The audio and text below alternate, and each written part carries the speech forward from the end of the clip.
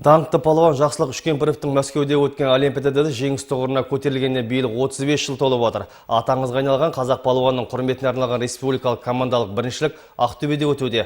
Оған еліміздің 14 облысы мен Астана және Алматы қалаларынан 300-ден астам спортшылар қатысуда. Грек-рим, еркін және әйелдер күресінен Қазақстан Республикасының кубогы үшін жарыс әлемдік деңгейде өтетін чемпионаттарға үздіктерді анықтау мақсатында ұйымдастырылды. Жарыстың ашылу салтанатына Ақтөбе облысының әкімі Бердібек Сапарбаев пен Олимпиада чемпионы Жақсылық Үшкемпіров және еліміздің мәдениет және спорт министрлігінің өкілдері қатысып, палуандарға сәттілік тіледі. Қазірдің өзінде командалық біріншіліктің алғашқы қорытындылары белгілі.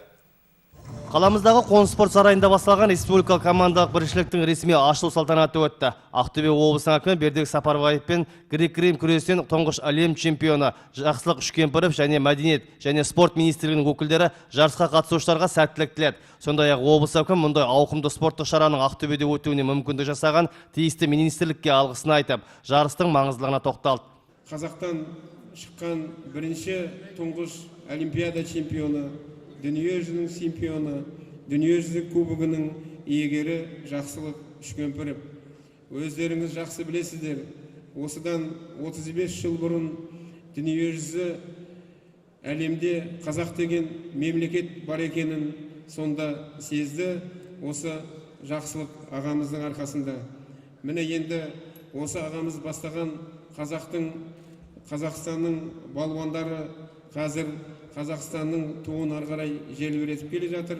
Шара барысында облыс әкімі Бердібек Сапарбаев атақты палуан Жақсылық Үшкемпіровке жылы лебізін білдіріп автокөлік сыйлады. Күрес ойындарынан үздіктер Ақтөбеден шығу керек деген атақты чемпион жас спортшы Мейрамбек Айнагуловқа жейдесін табыстап, батасын берді.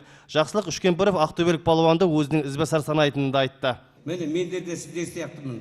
Қолынан келген бүкіл жастық шағымның бәрін Совет одағы кезінде соған бердім мен.